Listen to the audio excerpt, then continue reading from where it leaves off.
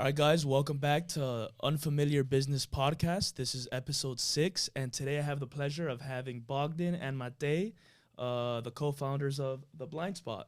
The Blindspot is a marketing company that focuses on digital billboards, if I'm correct, and they're going to be diving into this. And today we're going to be going over a lot of stuff, a lot of interesting stuff, and a lot of big projects that are coming up that they have in store for us. So I just want to start off with both of you guys. This is a question I like to ask everybody I meet and everybody I have on the podcast as well. And it's, who are you guys in high school? Like before or high school, or, who were you guys when you guys were younger before the two co-founders that we see here today? Oh, Jesus, go ahead. You start. I'll start, but Bogdan has the better story. So I'll start just so we end it on a high note. I was the boring guy in high school. So I was the guy who... the only notable thing about me was that I was really fat until second year or something like that of high school when I picked up basketball, and I got really into it for a couple of years. So I lost a lot of weight. So by the time I went to college, I was kind of okay and had a bit of confidence. But other than that, I was just the nerdy guy that was playing games and playing chess and shit like that. Yeah, so I actually grew up playing chess as well. Yeah, that was me. Nothing. But hey, it worked out. We should play, man. I didn't know you played chess. 100%. I'm actually getting back into it now. Me too. Because, Don't cheat, though. Yeah, no cheating. He cheats. No cheating like that. He gets two screens. He puts one on the, when he plays online, one on the little NPC playing against the computer. It's really good and copying all the moves. That's the move. But have you seen? There's a scandal now. Yeah, with Magnus. With Hans Niemann. Well, when he won against Magnus, he was cheating supposedly. And you know how he was cheating? The joke. No, I don't know how he was cheating. It's hilarious. He got caught cheating twice beforehand, correct? Yes, he did. He got caught cheating twice. Apparently, there was another report now, and they figured out that he apparently cheated in hundreds of games over the years. Wow.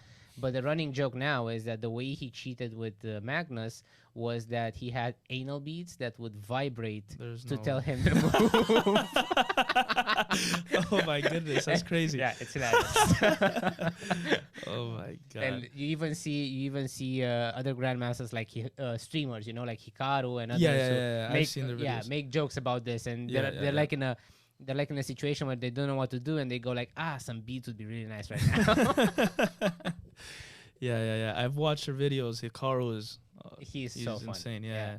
And it's crazy because Magnus is like the best in the world, and he's been the best for the last 10, 15 years, and there's nobody. He's probably the greatest of all time if you look at chess, right? And Hans Niemann beat him recently in that game, and everybody started saying like, he's cheating. Magnus left pissed. He left the tournament. And the crazy thing about it is I know the two times that he was confirmed cheating was online, though. I don't know how you would be able to... I mean, I don't know if that's a joke or if there's any, like, actual truth to that, but how would you be able to, like, cheat in those tournaments in person? Yeah, apparently the way they're saying is that either the strategy was leaked, so it was kind of insider trading kind of situation, which can happen in chess, right? Because you do have a game plan. Or that he had some sort of Morse code kind of thing that somebody was, telling him stuff from the background in a very, in a way you couldn't really pick it up unless you know. But he's realistically the odds of that happening. Yeah, it's really small. It's really small. Of him actually cheating, correct? It's apparently he did play very differently compared to how he usually plays, so that's kind of the main argument behind it. But it's hard to tell, and same story. I really don't know how you would be able. I mean, obviously the bees thing is a joke. Like, of course. Yeah. I mean, who knows? Or who knows in today's age? Yeah. But to recap, the boring guy in high school. I picked up in college. Until then, nothing. Yeah. I was the jackass. I was snowboarding and surfing and motorcycles and fast cars. That's like my high school mantra was like, do everything you want to do because life happens after that. So you were the badass in high school. Yeah, pretty much. He was getting all the girls. He was getting all the girls in high school. And breaking all the bones, basically. That's awesome. Where did you guys grow up? Romania. I grew up in a small town in Transylvania. Okay. Like actually 30 miles away from where Dracula I was about to say. Born. Yeah. And it was fun. It was a nice place to grow up. That's awesome. Yeah, Romania as well. Romania as well. If you can tell by the accent. But Bucharest. So I grew up in the capital. I'm one of the few city kids because in Romania most people are not from the city, you know. So a lot of them have moved into the city, and my mom was one of the people that grew up in Bucharest, and I also grew up in Bucharest. Yeah, yeah. That's awesome. You know, Romania is pretty big right now because a lot of people are talking about Eastern Europe, and especially because Andrew Tate is located over there. Yeah. And he's, you know, like gone famous for either good or bad. But what do you guys think of Andrew Tate? I want to ask you before we even get into... Interesting character, you know. I mean, an interesting story. If you look down on it, it's one of the success stories of marketing, right? Skyrocket growth. Now, on the subject, depends. Actually, yeah. I have nothing. Yeah, I think he's brilliant at getting people to talk about him, which a lot of people do, right? And that is a skill in itself, and it's a real talent or skill to be able to figure out what segment of the population feels underrepresented.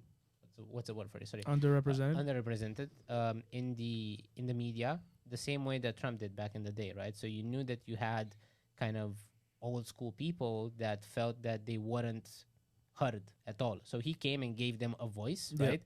Debatable if the topic was right and the platform and everything, but those people felt heard. So that's why he was successful when he was. And I think it's the same thing with Andrew. A lot of people feel that they feel that they've been they weren't really taken care of by the media and by the agenda, if you want. So then Andrew came in and he said, hey, you guys are right. You know, it's okay to think that. It's okay to say that. And they gave them a reason to kind of... You guys who? Because you've got 20 different controversies in a minute. That's the thing, if you do it a lot. And the thing is, the majority of people who really follow him and are true fans and are part of his Hustle Academy and all that are people who haven't really had a chance, you know, to do anything in life. And this is kind of their first opportunity. And it's either that or... And they're hoping for a fast track to success, right? Because I just saw a picture before we came in here, and there was a guy that was dressed like Andrew would dress, you know, with a cool Lamborghini behind him and all that. And then there was the Bugatti. The Bugatti, exactly.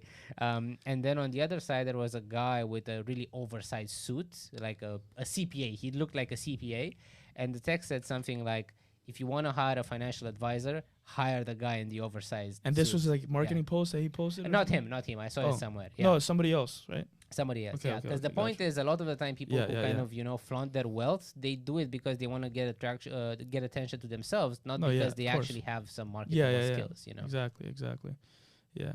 I mean, my opinion on him, like, is I don't agree with all the things he says. I disagree with a lot of things. Like, for example, I don't think that, you know, having a bunch of girlfriends and wives, you know, is the way. I would not lead my life and live that way, right? I don't think that's the way to fulfill my life to the best of my abilities and like to fulfill my happiness.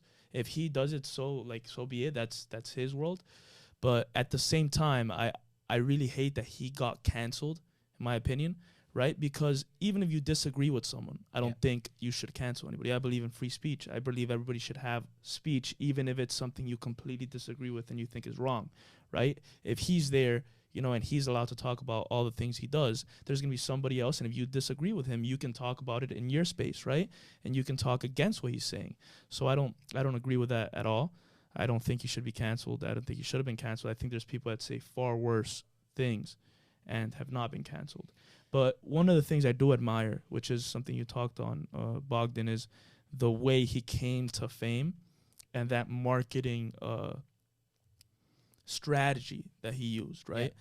Which on TikTok, for example, he got all these people that were in his Hustlers University to make these TikTok accounts and post content about him, right? And in that content, right, he was saying things, which is why he's hated a lot, because he was saying things in the most controversial way possible, because he knew that was going to go viral. Mm-hmm. He posted that out there, and he had all his students in his Hustler University post that all over the place, and that's what started going viral, because it was extremely controversial topics. And he knew that. That's why he did that, right? And I think that's a genius idea, genius plan, what he did. And I can admire that part of it and still disagree with certain things that he says, right? Have you guys had any billboards about Andrew, about the Top G? Had a couple of requests from some of his followers, fans. Okay. But most of them were actually not approved by the billboard owner. Okay. Because it was literally in the middle of the scandal. Like you said, listen, I don't agree with canceling people, but some of the billboards were actually rejected because they were like, dude, we literally don't want to be in the middle of this. And the billboard will always show up and stand off. Yeah. But and coming back to the canceling stuff, what you were mentioning, I think that's kind of the hypocrisy of today's, public speech, everybody's fighting for freedom, for rights, for whatever, as long as you agree with me. If you have a different view, I'd rather cancel you than talk openly about it. Yeah. That's one of the things I hate about if you go to the extreme left, right? If you go to the liberal left, it's, if you disagree with me, you're either a racist, you're this, you're a misogynist, you're this, you're that, you're this, and it's always just attacking, right? And the reason that they do that is because that takes away your credibility to be able to discuss an argument against the other side. Correct? So it's like you disagree with me, and because of the fact that you disagree with me, you're this. Now, since you're this, you should not have a voice. Correct? So they're placing that on purpose to take your voice away from you. And that's one thing that I disagree with, right? And I'm not talking about all the people on the left, all the liberals. There's liberals that would not do that. There's liberals that they believe in their beliefs and they're willing and want to discuss it freely. And I respect that completely, right? I think the best way to get to the truth, which is what people should be getting at, is to have two people from opposite sides discuss freely and not attack each other, but discuss their ideas and their beliefs openly. Yeah, but that's a challenge because the middle ground is the right way, and I agree with that 100%. Yeah. You should find middle ground, but it's not as it doesn't attract as much attention as controversy, right? Because you want to see someone being an extreme left or right wing radical.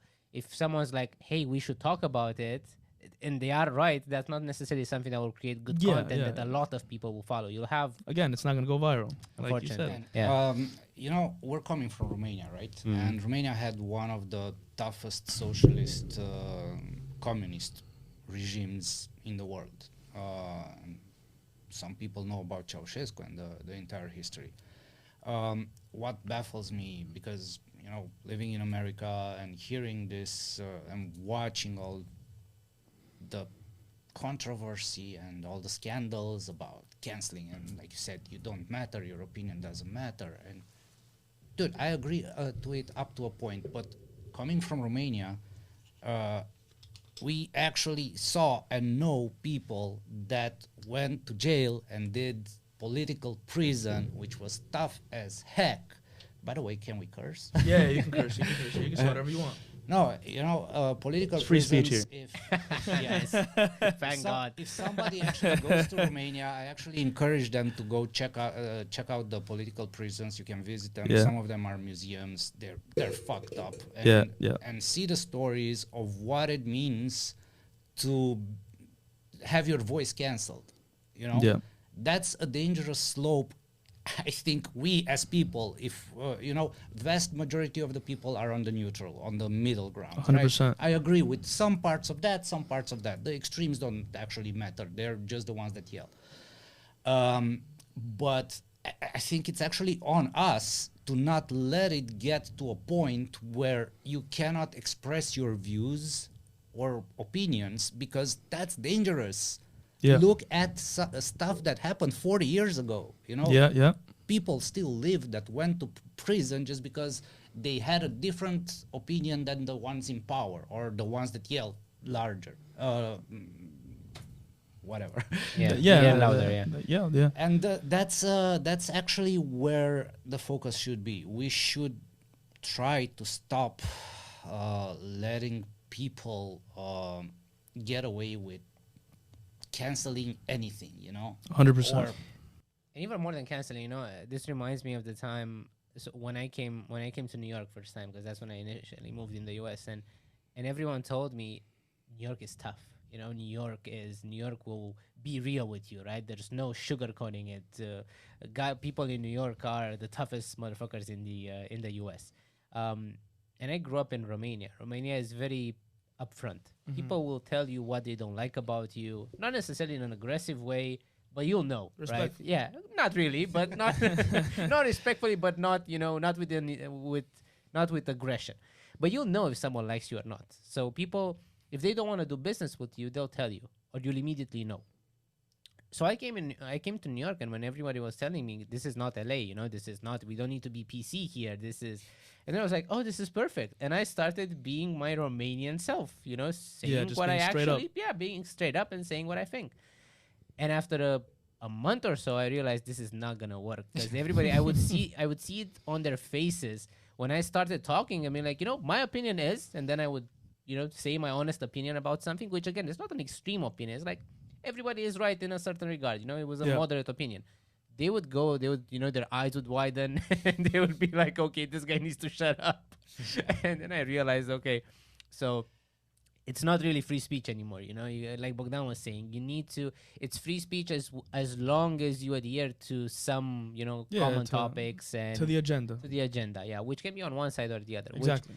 That doesn't work, and that will, I totally agree with Bogdan that will end up in a bad place in time if we don't address it one way or another. Yeah. Thankfully, we see what happens. Yeah. It's not like the number one problem of today's generation and the whole social media and public forums is that people don't actually know shit about what the fuck they're talking about. No, 100%. Yeah, I agree. Everybody has an opinion about everything. Yeah. Dude, why? You read it on Twitter? Somebody tweeted something and that's how you're fucking enlightened about anything? No. Yeah. Dude, come on. And I think this is the reason that people today are, I mean, if you look at where people are placing their ears and their eyes, right, where they're looking at, and it's mainly like if you see podcasts, for example, you look at Joe Rogan, you look at a guy like Patrick Bet-David, right? Mm-hmm. These people are creating platforms to allow free speech, and they're bringing people from both sides of the aisle to be able to talk, right? And that's what people are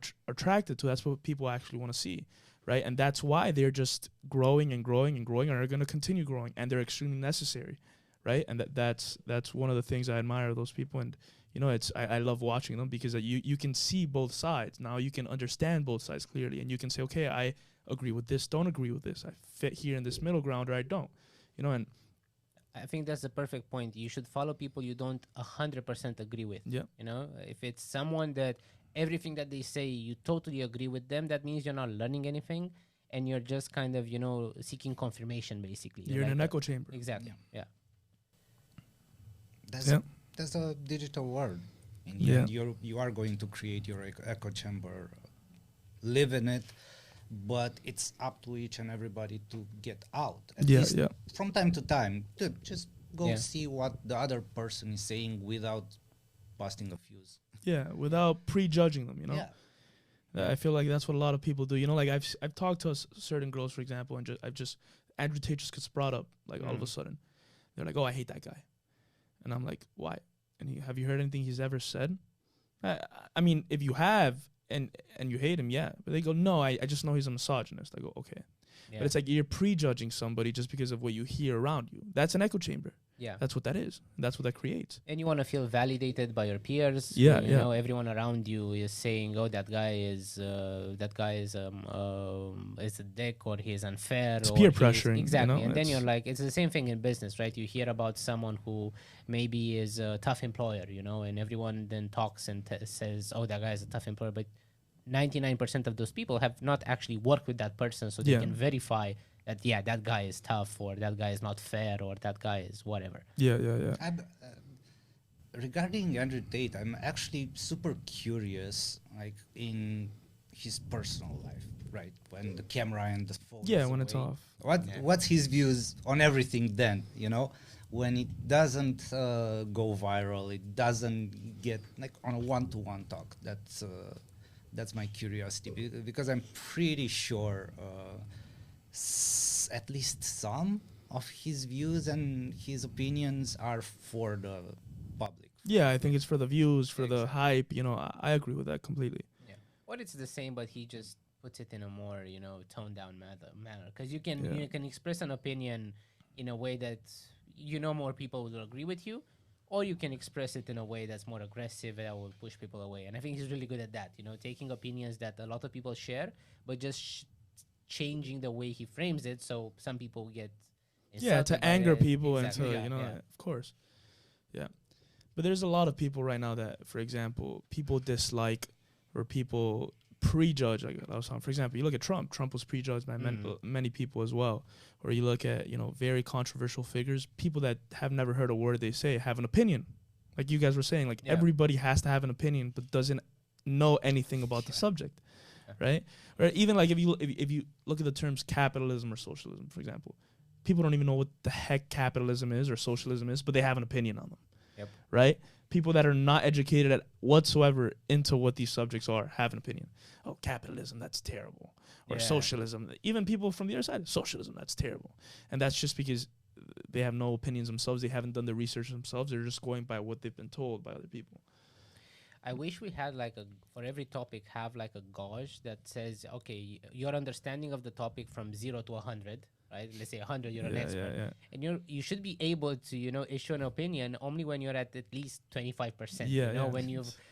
And from that point forward, okay, fine. But a lot of people, it's like you said, they've only heard the word in certain echo chambers, like capital or communism. And I see this a lot, especially here in the US, especially a lot of liberals have opinions about and young people, right? So we're talking people that are not schooled on the topic matter. They're even if they are. Even if they are, and they talk about communism, and they talk, communism is okay. I mean, some parts of it, look, everyone's fair because basically universal basic income and going down that road. Everybody's equally poor.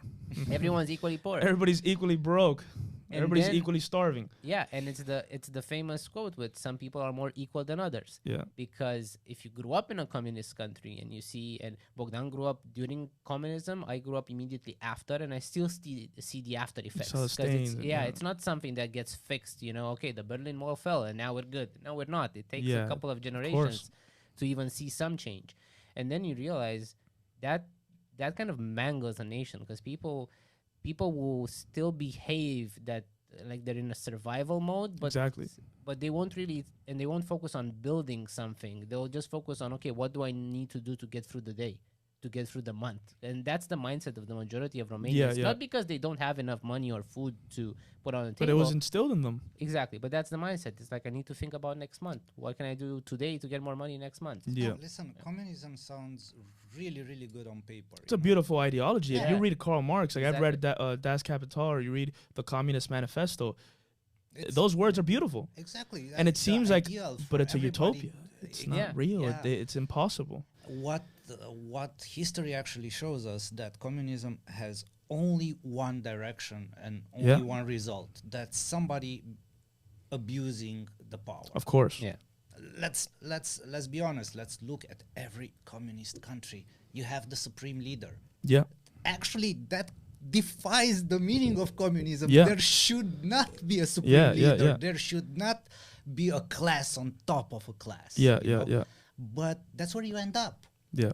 And the crazy thing too is, the reason communism will never be able to work is because it's a controlled, the state itself, right, which is a few people, control all the goods and services, and they distribute them. And they don't have the capacity to do that. They don't have the understanding to do that. That's why people starve. That's why there's never enough food in communist countries. That's why there's never enough goods, right? That's one of the reasons as well. Also, that there's no motivation for employees to work. There's no motivations for businessmen to innovate and create new products or make more food or, create surpluses of products. There's no incentives to do that as well. But at the same time, for example, it's the reason that capitalism works is because everything is based on the individual doing what he wants to do for himself, as long as he does not get in the way or hurt another person in the process, right? Yeah. So when you look at free trade, right, it's, all right, I produce apples, right? I produce apples, I'm going to produce enough apples for me to eat, and then the surplus I'm going to trade for other goods to somebody else to get an exchange for that, right? If you look at the state, so I'm doing that for myself. You might be producing another product, right? Essentially, that's what it is, right? Except now it's you got to add money. You're working for an employer, but you're working for an employer to produce a good or a service, which is getting sold to somebody else or whatever, and that's the way it works. When you're looking at communism or socialism, it's now the state saying, okay, we're going to produce this amount of apples and we're going to distribute it to everybody. How can you make that number? How do you know the right amount of apples? How do you know how many apples people need today? How many they're going to need? It's insane. It's just logical. Another trait of communism is that every planning and every report is fake. Yeah. Because the whole point is you want to secure and grow in your position of power. So you're going to bullshit the ones above you that, hey, man, we collected this many apples. Yeah, we're doing great. Yeah, we're doing great. Yeah. And everything gets piled up, and the guy on top of you will come and add another percentage there to the performance. So the message, when it ends up to be being on top, it has nothing to do with reality. You have one apple that suddenly became an entire warehouse. Yeah. And central planning, the thing about communism too is like central planning has never worked in any of the communist countries. And the way you can tell is if it would have worked, there would have never been a black market created. And in every communist country, there has always been a black market created. Black market created basically just means citizens said, enough of this. I cannot get it. I'm not going to get what I need from the government, so I'm going to have to trade illegally with other people for the goods that I need. And that's been created in every single communist country. Like free trade, that's what that is. The black market in that place is just illegal free trade because free trade has been made illegal. Right? And it happens in every single one because that's what the people need. It's not a matter of want. It's that's what's needed for a country to run. That being said, I do think that we really need to rethink our government systems, because I think the traditional democracy is a bit dated right now. We do need to take into consideration the power that social media is the power that to influence and to disseminate information in very targeted ways. Honestly, what I believe is that everything government related, so first of all, I believe in small and nimble governments that just take care of certain tasks. The rest should be left to the people, private because sector. They do a lot better than a government. And I was with the government for 5 years. Jesus Christ.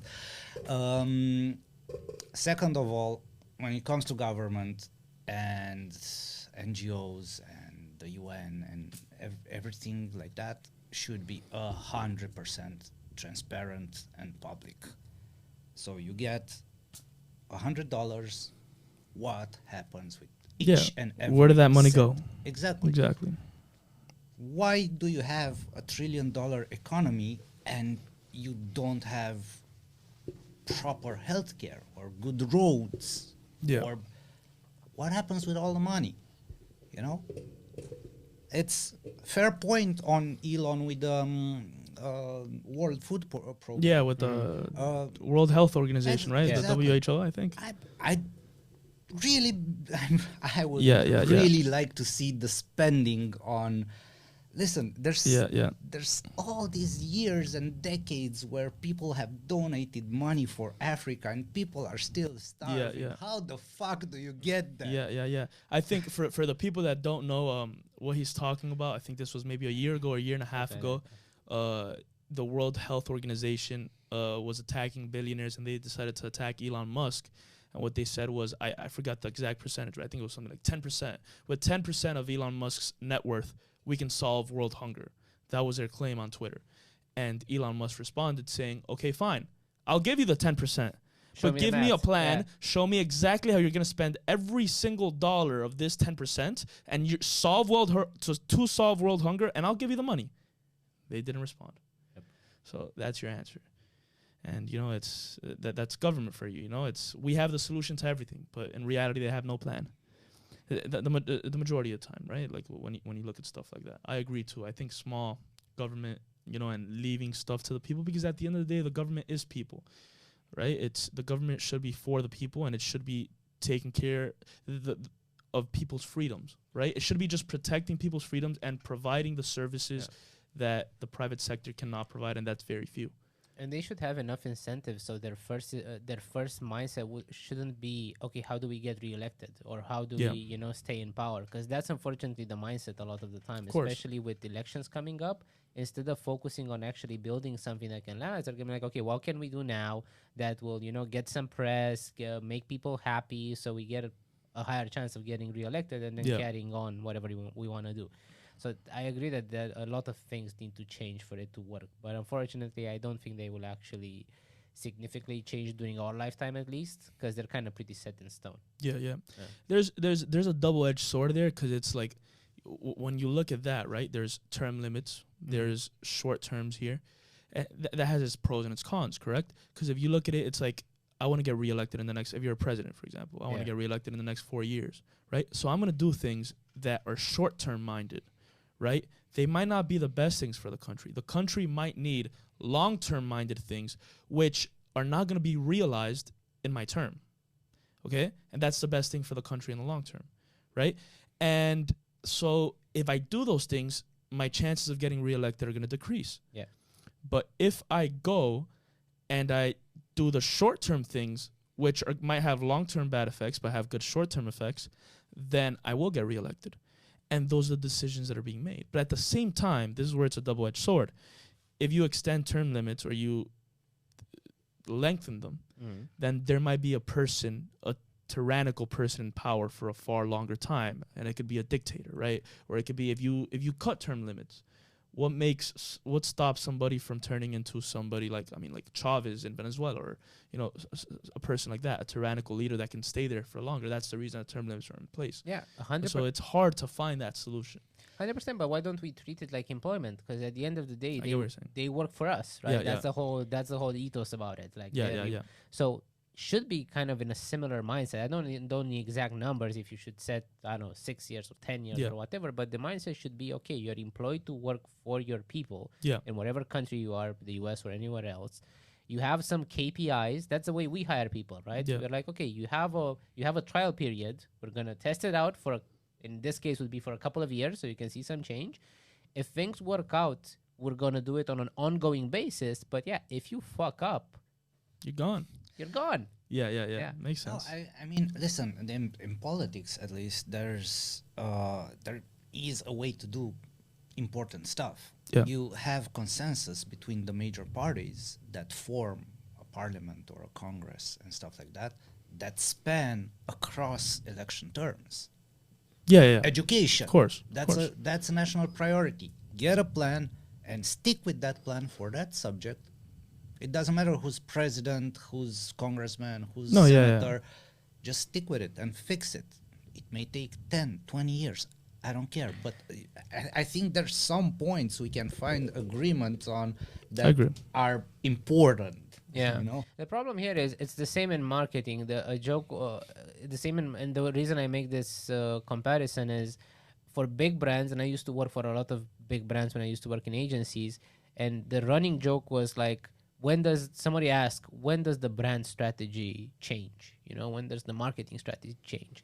And someone told me back then, every time a new marketing director comes, because they have to change it, because otherwise there was no reason for them to be hired. 9 out of 10 times when a new head of marketing comes in a company, they're gonna be like, oh, Coca-Cola, you used to focus on distribution as a core part of your marketing. No, you have to focus on brand. And then they start dumping tens of millions, hundreds of millions into brand. They maybe have a tenure of 5 to 6 years. And then someone else comes and says, focus on marketing. Yeah, we need distribution. We're not in supermarkets. We're not in stores. Look, Pepsi has taken over this, and this market, and they have more distribution. And then it changes again. And that's why it's kind of, 2 steps forward, 1 step back kind of situation. It's not like, if you've heard what Japan does, Japan has, their long term is 100 years, 50 to 100 years. That's their long term plans, right? And they look at the short term, 20 years or less. So that's very long-term mindset, right? And so does Dubai. I mean, spent about 2 years there before New York, and that's right. You guys lived in Dubai as well, right? Yeah, and we were part of a program that the Prime Minister's office put together called 2071. So they have a very aggressive plan which they're putting into effect to be one of the number one powers.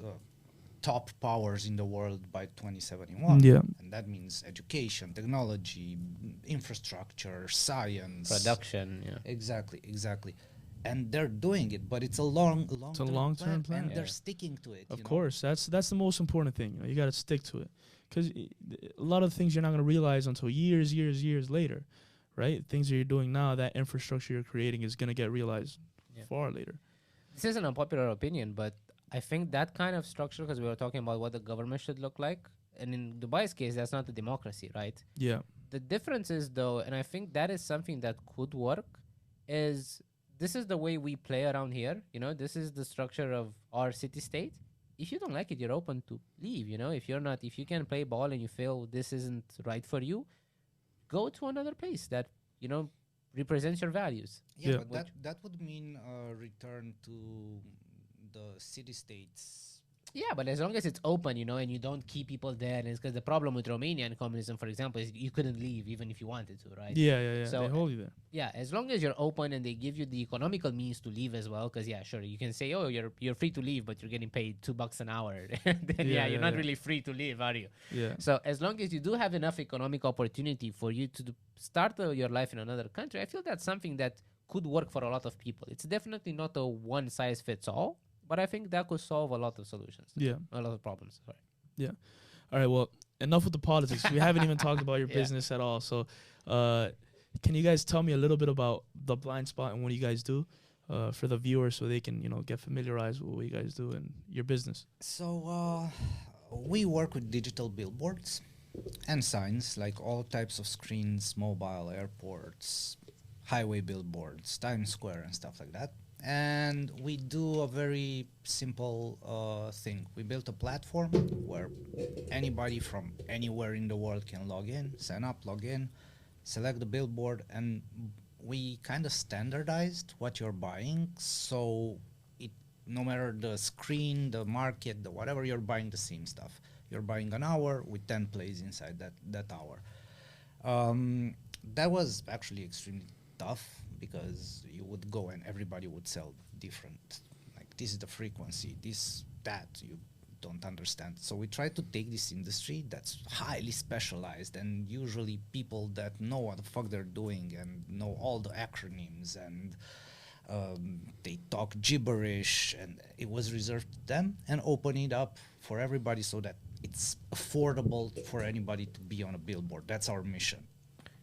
Yeah, and it's fair, So the reason we built this was that back in the day, we were working on another startup, and we wanted to buy a billboard for a few hours just for a marketing stunt. And we actually knew the guys who owned the billboard. And we went to them, it was a digital billboard. And we asked them, okay, how much for a few hours on the billboard? And they said, oh, I can't sell you a few hours. I have to sell you a week. And we asked, well, why a week? Because are you sold out? Because, okay, if you're sold out, it makes sense, because it's like airplane tickets, you're going to mark it up and sell it for more. And they told us, no, we're like at 50% occupancy, so we're not really sold out. I just don't have the legal infrastructure. I need to give you an account manager, which I pay, and he is going to spend hours with you because we have like this process to go through it, and it doesn't make sense if you're going to pay me, and the technical part. And if you're going to pay me $50 for it, it's not, even our conversation now is not worth $50, right? It doesn't make sense. And then it kind of hit us. Is this a worldwide problem? And if it is, how complicated it is to automate it and just say, I want a short-term buy. I want a headache. If I want to do a 6 months campaign, go to an agency. You need to negotiate. You need to get the proper plan in place. But if you know specifically what you want, or at least where you want it, and you're like, I need it for anything under a week, there was no solution for this. And we started building the platform. And like Bogdan said, it is such a mess because these are all legacy companies. So their infrastructure is very old school and very different. So there's no way to standardize it the way banners are standardized online, right? Because everyone sends different types of files, different type of requests, different type of infrastructure, everything. So we ended up standardizing that. We started with 2 billboards in Romania. Now we have about 500,000 billboards all over the world. Wow. And started marketing it pretty aggressively over the past 2 years in the US, and it's grown a lot. And we're happy to get, we have somewhere over 6,000 people now that use the platform. So where do you have some of the billboards? I know you have some in Times Square, correct? And virtually every digital billboard in the US, you can 90%, 93% of them are connected to our platform. So if you see a digital billboard, it's most likely available on our platform as well. Anything from highway billboards to transit to malls to the taxi tops, the digital taxi tops on top of the Ubers and stuff like that. Almost all of Times Square, to be fair. We got the blimp now. You know about the blimp. We're getting our first. We're gonna talk about that. We're getting our first flying billboard as well. That's awesome. So yeah. So this is great for small businesses, right? That might not have had access to billboards before, right? Because of what you guys were talking about, the week, the month limits. That's exactly our target customer: small businesses, startups, people that can't afford an agency. Couldn't afford up until this point to be on a billboard, and basically we're there for everybody, and to make it also transparent, And you also get the cool thing about it regarding transparency is that if you do a manual contract with an agency, you don't really know what's playing. You get a play report at the end but it's an Excel sheet. With us, you see plays in real time, so you can actually log on the platform and see what's playing and what isn't. Because if something has a technical issue, you'll see that it's not playing, and obviously you'll not pay for that. You're going to be credited back, so that's super valuable. And in terms of people that use this, we've seen the most success with companies who have kind of figured out their marketing message. So they've experimented a bit with digital marketing. They've kind of figured out what their audience reacts to, and they're at the point in which they've started diversifying their marketing. They're like, okay, I've done some Facebook ads. I want to do some video content now. I want to do some direct marketing. What about billboards? And they usually end up working with us because they're like, oh, this is a perfect environment to test stuff. Because if you have to spend $50K to test something, doesn't make sense for a lot of companies. That's way too much. That might be their marketing budget for half a year, But if you can spend anywhere from a few hundreds to a few thousands to be in Times Square, then that's worth it, Yeah. And there's another thing. We actually don't believe in the old ways of doing billboards, right? Where you take an image, tape it there for 6 months, forget it exists, and expect stuff to happen. It doesn't. We actually believe that if you treat this channel just like you treat YouTube, just like you treat TikTok or Instagram, and actually create content for it, which means creating different content for a billboard in New York than for one in LA. Yeah. Different content for different times of the day. For the demographic. Exactly. Your ad will perform, and we actually have campaigns that shows ridiculous uplift when they were built like that. Yeah. So that's one of the reasons, for example, why if you go to our platform, you will never be able to book more than 30 days, because we are actually trying to enforce that, dude, change your content. I don't care that you're Coca-Cola or whatever brand. We need to stop naming brands, dude. Or get a sponsorship from them. Coca-Cola, sponsor me. Sponsor the podcast, please. They are literally going to take it serious that we have something against them. Coca-Cola, we don't have anything against. We work with them. We have actually worked with them. I was actually going to ask you guys a question regarding Coca-Cola. I was thinking it in the back of my head right now. I'm dead serious. I was going to ask you guys, what do you guys think? How important do you guys think that marketing is for a business? For example, if you see Coca-Cola, they market extremely heavily, even though everybody already knows their product, right? They're still on the Super Bowl commercials. They're still on a ton of billboards, ton of digital billboards, right? And I feel that I have walked down a street, seen a billboard or seen an ad of Coca-Cola and said, I'm thirsty. I want a Coke. That's true.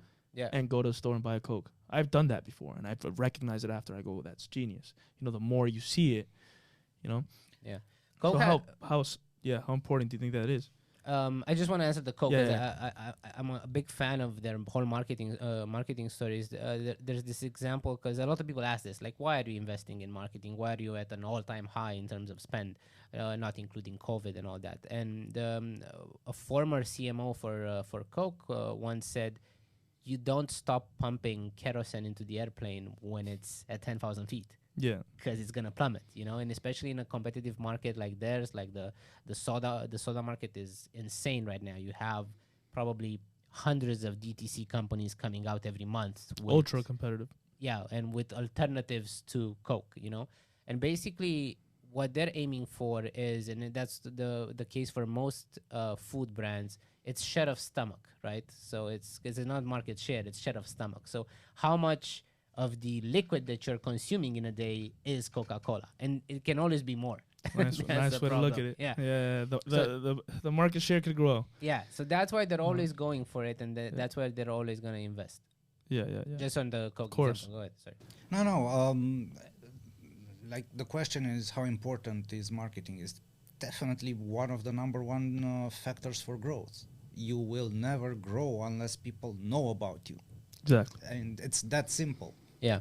Whatever you sell, hey man, I sell Save the Planet stickers. Yeah. You can sell as much as you want if nobody knows about your stickers. Yeah. You can have the best product in the world and nobody knows about it. You're not going to sell. Yeah. People say a good product sells itself, but it doesn't. A good product, what it does is a good product retains itself or retains the customer. Exactly. So you still have to sell it once so people hear about it. And yes, if it's a brilliant product, people are going to talk about it and they're going to recommend it to friends, and it's going to have a network effect. But you still have to sell it. Of course, that's the best mixture, having a product that can create that network effect and at the same time mixing it with the marketing, which will expedite that network effect. Yeah. If you think about it, and that's awesome. So what's one of the craziest billboards that you guys have ever had a client, ask or request or post? Oh God! Do you guys have also just a follow-up question to this one? Do you guys ever have any I know you guys talked about the Andrew Tate one, but other than that, any billboards that clients want to request that don't get accepted? Yeah, a lot. Plenty. A lot. Yeah. So tell me some of the craziest ones. Listen, we've actually ran ads for Anonymous. Yeah. Anonymous had some stuff. Surprisingly, that it got the hacker group. Oh wow! It was surprisingly that the landlord accepted it, but hey, we send almost everything to the landlords. Sometimes it gets through, sometimes it doesn't. We've had a very well disguised dick that got rejected. It was kind of in the background. There's no way. One of the things that we want to do now is launch a challenge to see what's the dumbest and craziest shit we can put on a billboard and get away with it, because the human creativity is limitless. It's ridiculous, yeah. But we've had a lot of crazy stuff. So these are the tame ones. A lot of them, so the process is we check them. So we have a team that checks the content. Then it goes to the landlord automatically. And if they approve it, it's set to run. So apart from Anonymous, we've had like Snoop Dogg smoking weed on billboards in New York. We've had quite a few, and the majority of them we reject because they're very extreme. We've had a few political ads, some from the Middle East, some from conflict zones that were pushing one agenda or the other, and they never ended up running. But there are people who are trying to, get on billboards. So we've had some really violent messaging submitted. Never approved ridiculous. And it never ran, but it's something. It's not visual, but just the message itself was really aggressive. What else? We've had a lot of startups. There was this startup that had to kind of change their messaging a bit. The one with the reviews. There was this company that was posting negative reviews about itself on the billboard, which was hilarious. Honestly, No way. Why? Our company, just to get attention, What were they posting? I don't know. Somebody said something like, "This company is shit," and they had like the overall average was like 4.9. But one guy was really pissed, and they took that review and put it on a billboard. That's awesome. And That's said, awesome. We have a 4.9 average. Here's one review. this company sucks. Which was so funny. Yeah. Oh, that's ridiculous. Space Invaders on NASDAQ. Oh, yeah. Which was like NASDAQ has all the windows. Yeah. And there was this antivirus company or security company that were basically defeating all sort of vulnerabilities. So they decided to do a Space Invader. Yeah, that's pretty cool. Yeah. Amazing. Amazing. Very smart. We've had fans that were pitching Disney for various Star Wars content. We've had so someone was pitching. They did a creative for NASDAQ. I think it was. They did an animation asking Disney, please make a new Rey series. Disney never replied to that. They never did. Yeah. They never did. But they should now. They should. Disney, if you're listening. Somebody book NASDAQ. Bob Iger. Come back out of retirement. Yeah, come back, Bob. We've had, funny enough, entertainment is pretty popular with fan groups that are, especially we get a lot of Asian fan groups that are celebrating, for example, K-pop artists. You know, it's their birthday, and they put them up on a billboard at their cost, just to say happy birthday various artists, you know. Yeah. That happens a lot in South Korea, but they've started doing it internationally. Obviously, US is one of their main attractions. But we've had clients that are with us in the UK, in France, in Italy. It's pretty crazy. We have a lot of startups that are trying to hack. You know, like NASDAQ is actually on NASDAQ. So and it says like NASDAQ big on it. And a bunch of startups, like I would say 8 out of 10 startups go, NASDAQ congratulates X for raising. You're not, they're rejecting that content. Of course. You can't be making that claim. Trying to, hey man, I get the NASDAQ congratulates you, but that's funny.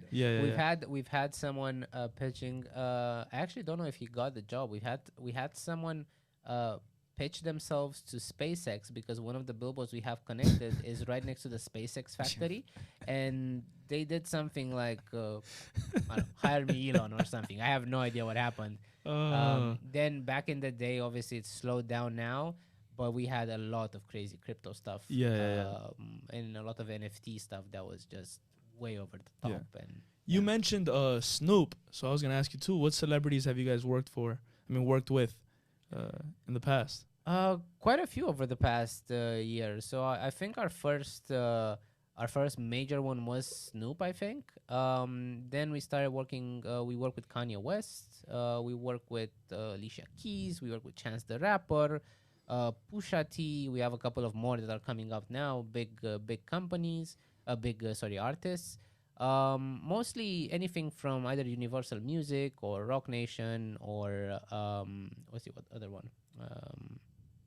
Or other record labels. There's That's awesome. Record label. Yeah, I think for you guys worked with the the album drop, right? That and a couple more as well. A couple other ones. Okay. Yeah, that was the first. That's awesome. Yeah. That's awesome. Yeah. What's So I don't know if you guys mind me asking this, or if you guys want to answer this. It's up to you guys if it's disclosed information or not. But what would be like an average price for a billboard, depending on the billboard? Like, let's say I want to get the one on the NASDAQ, right? Yeah. On a day that's not too busy, how much could I get it for? That's the beauty. That's public information. So so basically the average price per play, depending on the billboard that you pick, the hour, etc., is anywhere between $1 to $450, basically. Okay. So you can find billboards in Times Square that are as cheap as the standard that we have is 10 plays per hour. So you have to book, hourly slots, and you have to book 10 plays per hour. And how long is each play? If you don't, depending on the screen, but anywhere from 8 to 15 seconds, because it's a loop essentially, right? Gotcha. If you have a 15-second ad, it's gonna run 10 times. 10 times in that specific 150 hour. seconds. Yeah, exactly. So, and the standard that we have now on the platform, just so we get people to get a bit more used to buying this type of channel, is we've imposed 100 plays basically. A lot of them are imposed by the landlord, especially in iconic locations like Times Square. So that would be the minimum. That would be the minimum on most of them. But 100 plays can mean $20, even in Times Square. We have screens that are in Times Square, and 100 plays equal like $20. Even or less, exactly. And the majority of the spectacular units, they're anywhere between, I would say, $800 to $3,000, $4,000, something like that. You have some that are more, that are some have higher minimums. Some have like the most spectacular ones have like 16K minimum or 22K minimums. But that's kind of the range. But the range, yeah, it just varies, right? You can get the beauty is you can find something for your budget, and that's what. Of course, exactly. Which is we're not gonna be able to put everyone up for $10 on NASDAQ, right? Yeah. But so that has its own minimum, but it's still the best minimum that you can get. And what we've realized is our whole model works, and it's literally the most affordable way to buy short-term campaigns. We tell this to our clients because sometimes, big agencies, out-of-home buyers will come to us and say, oh, I have a 3-month-long campaign. Why wouldn't I go directly to the landlord? And we tell them, go directly to the landlord. That's the point. When we have short-term campaigns, we had this situation with Gap, for example, that already had an established out-of-home campaign, but they wanted to add something on top for the launch. Because you obviously want the launch to hit harder than the ongoing campaign. And they wanted global. And they wanted global in like 11 countries. And they didn't have time to set anything up with the agency. And they didn't have the same budget already available. So they had a smaller budget available. But they wanted something that they can use in social media after. So they wanted footage for it. And we were able to get that live in 48 hours. No agency in the world will be. Even us, if we were an agency, we wouldn't be able to do that. Yeah. If we didn't have our own tool to do it. Of course. Yeah. Okay. That's awesome, man. Where would you say that the most expensive billboard in the world would be?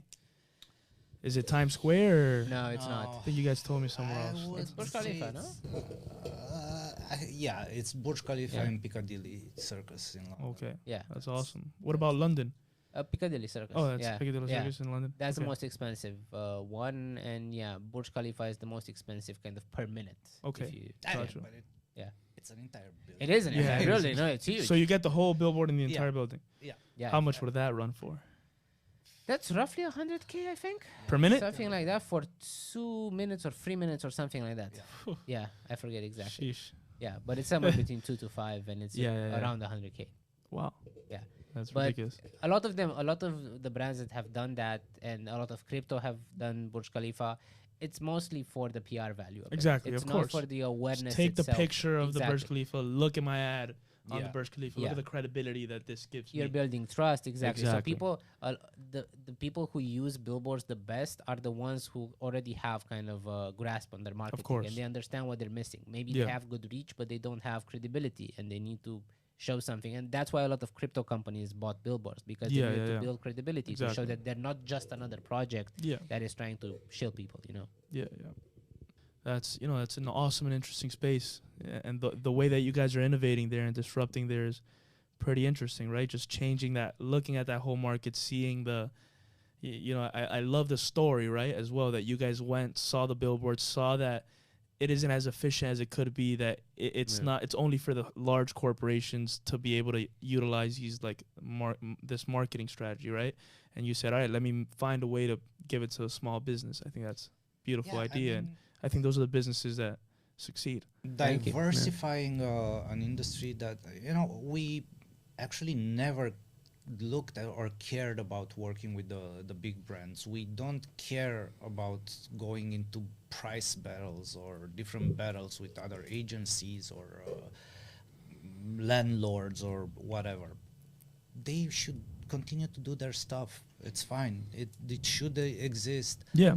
But what also should exist is the ability of everybody to use this medium. It's a damn shame that it was locked for so long, because if you look at Google, or you look at Facebook, you look at all these giants that grew on access to small and medium businesses, when you get 70 to 80% of your revenue coming from the little guys spending $50, $100, but there's millions of them, just let people have a voice, because we talked about the ability to express your opinion or communicate. Let people use this medium as well. The small guy. Exactly. And the problem, if you only focus on the big guys, for the landlords and for the agency, it's a zero-sum game, because you're just fighting against each other. And one day you're selling the same thing at a discount, the next day the other guy is selling the same thing at a discount, and then you start kind of making up stuff in order to differentiate yourself from the other guy, because essentially you're two guys selling one product, right? It's a sales process. That's what it is. If you're not adding any tech to it, if you're not really changing the way it's being done, it's fine being a salesman, don't get me wrong. They're the lifeblood of any capitalist country, but if you're the core representative of an industry, you need to do better. You need to not just sell the same thing and start adding. A lot of the innovations that have happened in digital out of home are the kind of the same ones that have been happening for a while. They're just kind of framed a bit differently so they can differentiate in terms of all the big traditional buyers, because you have basically 100 big companies. Like, okay, let's say 500. You have Fortune 500, and those are 80% of the out of home industry right now. And everybody's fighting for that 80%. Instead of thinking, okay, how can we grow the industry? Because the overall percentage, and that's interesting with us, because 90+% of the money that we generate is not generated from the out-of-home budget. It's usually an opportunity budget. It's something that they had in their marketing budget. And I'm talking about bigger brands now. The small ones, obviously, they don't have an out-of-home budget, so it's the first time they're doing it. But even smaller companies, even bigger companies, they're like, okay, I have my out-of-home budget, which is whatever, 100 mil, but I want to do this, so I'm going to find 100K somewhere else because this is interesting and I want to try this. And we're talking about big brands. And that's the way you kind of grow an industry, and the same way Booking did it for hotels, essentially, right? It was a different way of doing the same thing. You guys found the blue ocean, essentially. You guys, found your own customer base that was not a customer base beforehand. No, definitely, it's the harder road, right? Building something out of nothing, it's always a pain in the ass to do. But on the long term, I think it's the right decision. I mean, that's our bet. If you have patience, blue ocean is always the good strategy. Yes. But it does require the hardest thing of all, and that's changing behavior. Exactly. And changing behavior, you always say in marketing that if you wanna be successful, don't try to change a behavior. Try to adapt to a behavior that already exists. Yeah. Because that's the toughest thing. And if you go in a blue ocean market, then you have to do that, and that's gonna take years. And we've been working on this for a while. It started. We've officially been doing it since 2018, but it was always kind of in the back of our mind, and we did some stuff, and we were kind of learning the market. But it really blew up over the past couple of years when we finally found kind of the right way to reach people and get the word out. Yeah, but the beauty of it, going into a blue ocean strategy is it's a long-term game, and true business is a long-term game, right? The more you can defer like short-term gratification, the more successful you'll become in the long term. That's what a lot of people don't understand, and it's like that in every single business, right? It's thinking in the long term. All these businesses, like if you look at Amazon or Apple, right? They're thinking very long term, and that's their strategy, and they're sticking to that strategy the same way you guys are as a startup, right? And that's the best way to go. Let's talk about the billboard.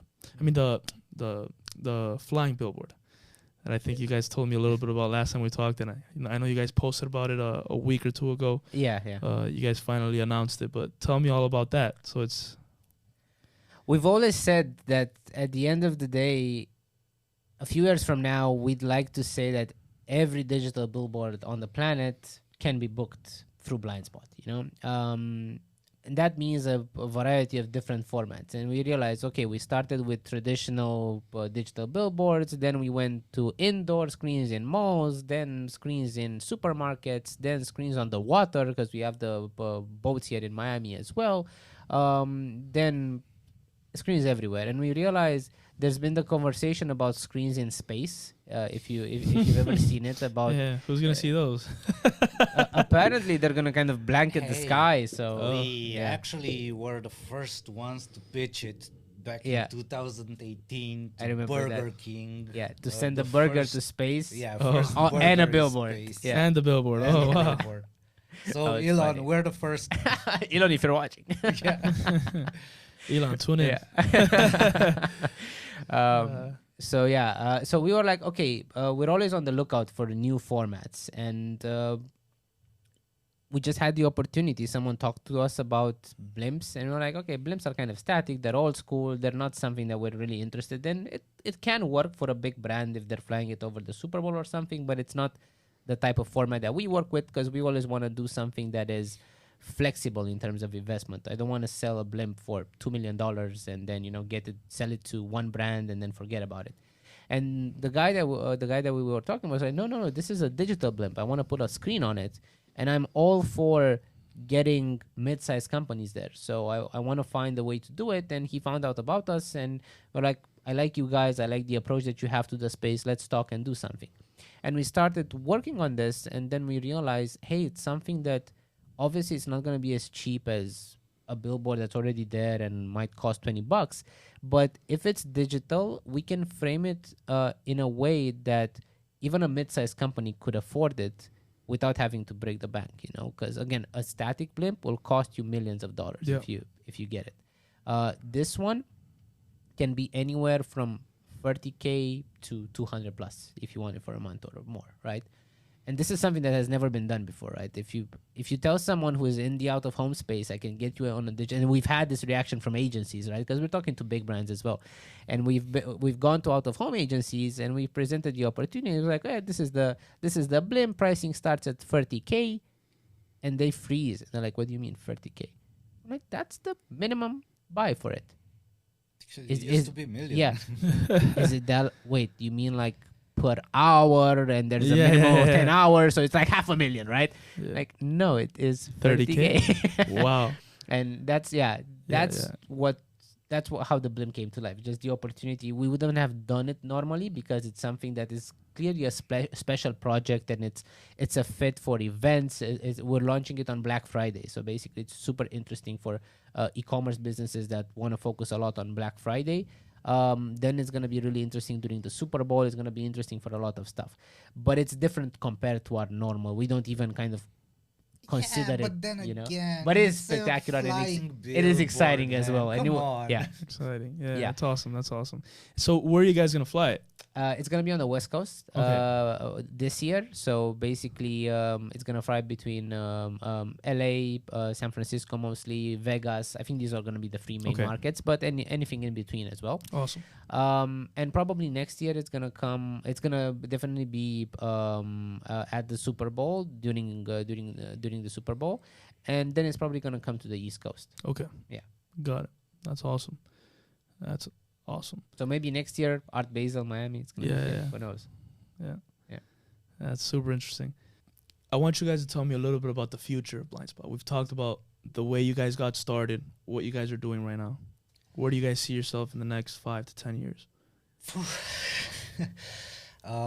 So we just closed a round, an investment round that we want to use to take it to the next level and grow a bit our market share. One big challenge and one big target for us in the next 2 years is Asia. We have a lot of demand from Asia and for Asia as well, but that's a little bit trickier to generally connect right now. How come? Different systems, different ways of doing business. They're not huge fans of transparency. It's kind of a closed market. And surprisingly, technology. Because they're way old school than West Europe or the US. And they kind of prefer to sell tech rather than use tech. They're not gonna. It was the same when I lived in Seoul. Like that's right. You lived in South Korea. The tech that you would see there, in some places, obviously in high-profile places, was amazing. But the day-to-day, consumer tech was kind of old school. It worked. It was okay, but it was kind of old school because they would rather use that to sell it to the US or sell it to other markets. They were manufacturing all the. How's life in South Korea? Tell me a little bit about that. It's really fun, honestly. The first I stayed there for like a year and a half or something like that. The first 6 months were great, like really, really great. I was considering moving there. I started learning Korean. I was like, okay, this is the place to be. In time, though, you realize it's kind of the good parts are kind of fabricated. It's something that you see. It's the tourist version of South Korea, and they have this thing. They're very proud. Koreans are very proud of their country, and they will present a very nice version of the country to you if you're new there. But the more time you spend there, the more time you start to see kind of the negative sides of it. So I have a lot of friends, for example, expats who have been in South Korea for like a decade or more. They speak perfect Korean by this point, and they say they still haven't been accepted, into society. They're still a closed society. Yeah, right? there's still the white girl that speaks Korean. She's never gonna be. Yeah, she's never gonna be a Korean girl. Yeah. Or she's never gonna. Then she's always gonna be the weird one of the group. She's never. This is Canon. She's from France and she speaks Korean. It's fine. No, they're always gonna be present you like you're some kind of French weird, girl. Yeah. It is what it is. I mean, that's what you. I guess that would happen in Romania as well. Because if you move to Romania, you mean? No, if you would have a South Korean that would move to Romania, it would be the same thing because you don't see that many. Yeah. I think the United States is probably the only country that one of the few. One of the few. It's very few, right? A country that you can come in as any race, any ethnicity, and you could become an American. Parts of the U.S. Part of the U.S. Yeah. Parts of the U.S. Yeah. But it's definitely easier, right? It's not like it's easy because it's not. You're always going to be looked down upon or looked in a certain way based on what people think about it and prejudice. Yeah. But I think, the U.S. is way more flexible and you still have a chance. Yeah. Whereas in other places, I've heard, like in South Korea, I've heard really bad stories about, and I've been through this as well. Sometimes people would bring me to meetings just because they wanted me to be the diversity hire, basically. Yeah. Oh my goodness. Yeah. You are the diversity hire there. Yeah. So I kind of that was like my very brief and safe glimpse of what it feels like to kind of be discriminated, again in a very light manner and nothing too extreme. But I understand why it's so uncomfortable now a bit more after living in South Korea. So again, it's great. I wouldn't spend the rest of my life there, but I would recommend to anyone to go there for like 6 months and try it out. It's good for business as well, but you need to have a business that fits their market. For us, for example, it was difficult because the advertising market is very close circuit. And they don't want to open it. It's always a who knows who kind of market. And we're like it used to be here. Like it used to be in the US and other markets. And we're against that. We're like, you don't need to know someone. You just need to log in on this website and it's free. And you can have a competitive edge. That's your whole selling point. Just like having a media agency. Yeah. So that's how it was. Okay. Can you guys tell me the story? I know you guys told me when we ate over there the other day of I think it was the van that was driving around Apple with a billboard or something. Yeah, that one's really funny. So that one made me die of laughter. what we love about our clients and what we do is that not just it's a media placement, but it matters where you put that placement and what you say on that placement. And we've had this great example of a client. They're a European company. They're very similar to Back Market, if you know Back Market here, that they sell used phones, but it's basically a curated version of it because they check the phone, they make sure it's okay, they give you a warranty for like 12 months, and you get basically the closest thing you can to a new phone at a discount. And they do the same thing back in Europe. So they had this idea when Apple launched the iPhone 14. They asked us, do you guys have any billboards in Cupertino? We got the hint of what they want to do, but they were like, we don't have anything in Cupertino specifically, but we do have these LED trucks that we can take anywhere, basically. Yeah. And they're really affordable, and the cool part about it is that you can book it exclusively, so you're the only one running on that truck, and you can make your own route and everything.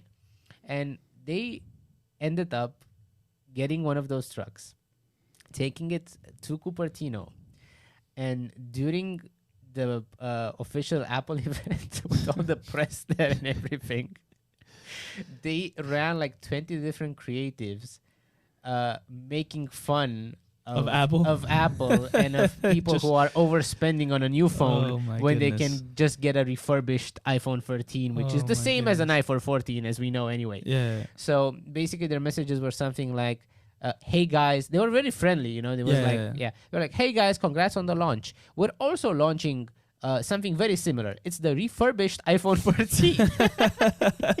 And just running laps around the Cupertino. Just running laps around the campus.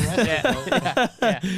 That was funny. They got chased by security. Yeah, they got chased by security. Yeah. Wow. It is a public space, but they were like, no, move away. Yeah, you got to get out of here. You got to get out of here. Yeah. Apple City, whatever. Yeah, but they worked. And they had a film crew, a guy with a camera with them, who made some really good shots, and they then that exploded on social media locally, because they got press with it. They got on national TV. They're a Romanian brand, but they expanded to all of Europe, and they got on national TV in Europe. Like, it was crazy, in Romania and in other countries as well. I think it was Bulgaria or something. They got a lot of attention for something really small, you know. And you would also think, like, why would they do this? Because they don't sell their products in the US, so it makes no sense. But the thing is, that's content, They realize it's they attacked Apple. Yeah, they didn't even care if anybody would see it in front of Apple. It was just the content itself was interesting enough, for people to talk about it back home. Media, Yeah, social. They could post it all over their social media. Look what we're doing. Yeah, we're so big and cool. Running laps around. Exactly, and we're so cool. We're making fun of Apple in their home. Even we don't sell it in the US. We don't care. We're just making fun of them. Yeah. That's awesome. Yeah. All right, well, guys, it was a pleasure having you guys here. Thanks for having us. I enjoyed the conversation. I think our viewers got a lot of value, and I enjoyed it a lot as well. But before we finish the podcast, where could, if a small business wants to contact you, wants to get a billboard done or something, where could they go? What could they do to do that? The website is cblindspot.com. cblindspot.com. We'll put it up here. And or if they look up Blindspot billboards. Blindspot billboards. Okay. All right. Well, it was a pleasure. Nice to meet you. Be here.